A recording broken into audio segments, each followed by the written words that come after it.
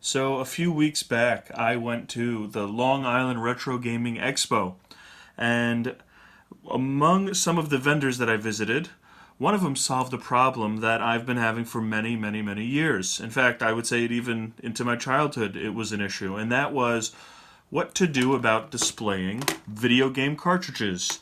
If you're like me, and I know if you're watching this, most of you are, you do have a small little spot somewhere in the corner of your house, maybe it's a basement, maybe it's a bedroom, where you like to display or at least store your cartridges. The issue is how do you do that? I mean, most of them have gorgeous cover art, but if you stack them like so, let's say on a bookshelf, and then you go to take out a book, they become dominoes. And nobody wants to see their 20 or 30-year-old video gaming cartridges fall down all over the place or hit the floor or anything like that. So what tends to happen is you tend to just stack them as best you can and then put them away. And because they're away, you don't appreciate them. And maybe if you rebought them in your adulthood, you feel a little guilty for spending the money because now you're not even looking at them. So anyway, this vendor at Long Island Retro Gaming Expo figured out a way to solve this problem. I could have kicked myself. I can't believe I didn't think of it. Anyway, Devoted Saint Retro, who generously donated 2 review copies, has created the video game cartridge holder. And what I'm going to do here is I'm just going to show you a few little bits of information on them for the extremely technical out there who want to know. These things are about somewhere in the order of 6.5 inches long for the N64 holder, and for the Sega Genesis holder, somewhere in the order of 5.5 inches long, with about 2 inches of depth, or 2.5 inches of depth there.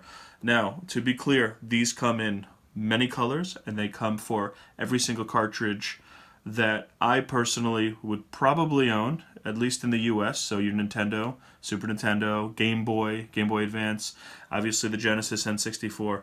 And let me show you how they work. So here's Doom 64. There's a very good version of the game, by the way. A lot of Doom ports out there, but this one's very, very good. Simply enough, not a lot of resistance. The game slides right on. And there you go. So when your kids walk by, or your spouse walks by, or your mom walks by and says, you know, what is this doing on the TV stand? And you say, it's art. They can't knock it over.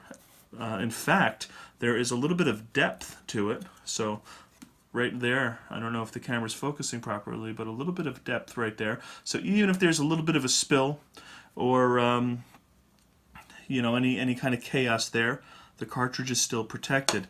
Now, a key element for me, because I love these games so much I really would never do anything to damage them, is how much resistance would be in there, because I don't want the contacts to get scraped. Does not seem to be a problem. In fact, I've had these now sitting in these, and I've been switching out the cartridges back and forth just because I've been enjoying them so much. It almost looks like they were designed to be on this. And then I keep testing them in my original units. No emulation here. And it's perfect. It's beautiful. That's the N64 one.